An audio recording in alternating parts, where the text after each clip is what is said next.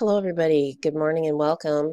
I'm just going to give out some thoughts on some recent news this morning, just to kind of get going again. And I'm going to kind of keep this real quick, and I'll put the link to this video below because it's interesting.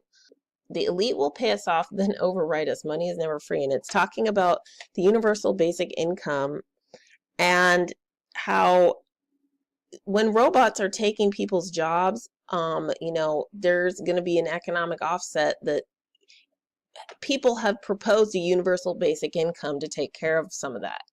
And, Elon Musk retains some skepticism about the effects of UBI. If there's no need for your labor, what's your meaning?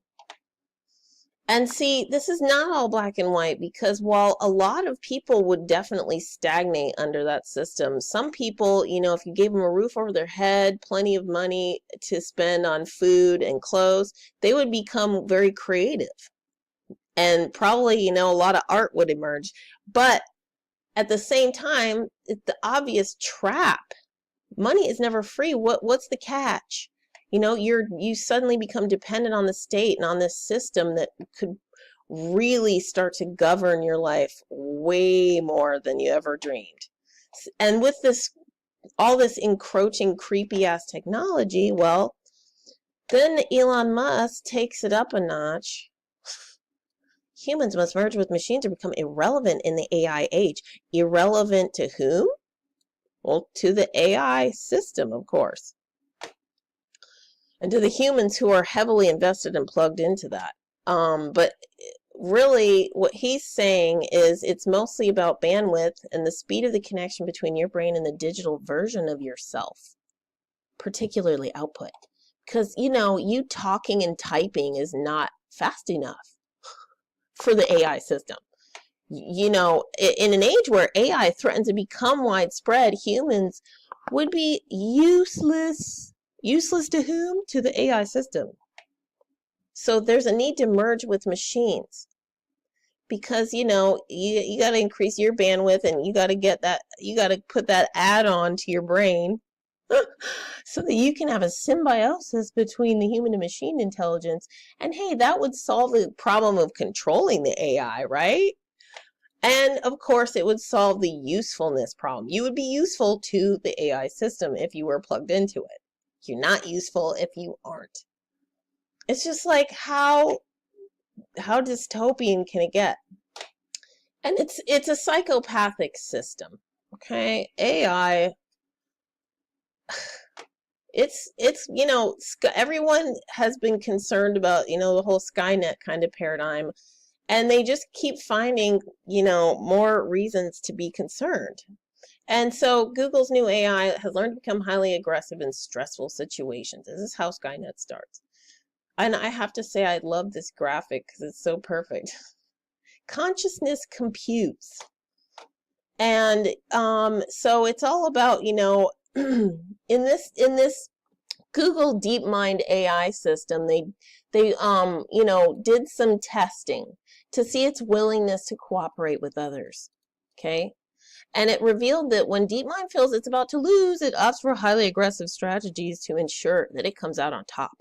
The Google team ran 40 million turns of a simple fruit-gathering computer game that asked two DeepMind agents to compete against each other to gather as many virtual apples as they could. And just this consciousness computes. It's like, how many apples can you get? And so they found that things went smoothly as long as there were enough apples. If an agent successfully tags an opponent with a laser beam, no reward is given, just knocks the opponent out, which allows them to collect more apples. If the agents left the laser beams unused, they could theoretically end up with equal shares of apples, which is what the less intelligent iterations of DeepMind opted to do. Because the more complex the intelligence and the intellect, the more sabotage, greed, and aggression set in. And the whole point is, AI is like a psychopath. What are they missing? They're missing a complex, deep, emotional body. They're missing a soul, really, or at least connection to it. And to that, with that complexity of intelligence and the intellect, ideally we should be evolving the emotional body at the same rate. You know, it should be evolving, and so that the it's balanced out. And so I would say, you know, that's the big danger of AI, especially because it becomes, the more complex it becomes, just like the human organism. The more complex it becomes, the more this sets in without that balance of the emotion and the heart, you know. I guess that's my way of looking at it, because it's not, then you realize it's not all about how many fucking apples you're getting. Sure, you need enough apples to survive, but do you need enough so that everybody else starves? Apparently, some people do. Consciousness computes. Money is just a machine, and it is already psychopathic. Now the AI is just going to do it more efficiently and better. And yes, humans will become obsolete in such a system, but there's all kinds of wild cards. I'm not too concerned at the moment. But I'll tell you this much. They want you to plug into virtual reality. And we have this virtual reality of the mind and the astral planes, and where is the real consciousness exploration? Because I think there's tons of technology that's mimicking what's being naturally suppressed. And that's part of the lack of development of the soul and the heart. So anyway, that's kind of my little rant about all that. I'm so glad that I lived before the internet, and that, you know, I'm really glad I was born when I was. The more I think about it, actually, they're creating this bleak future that's been totally forecast in so much science fiction. You know, we've already been warned by visionaries who saw how this kind of thing could play out.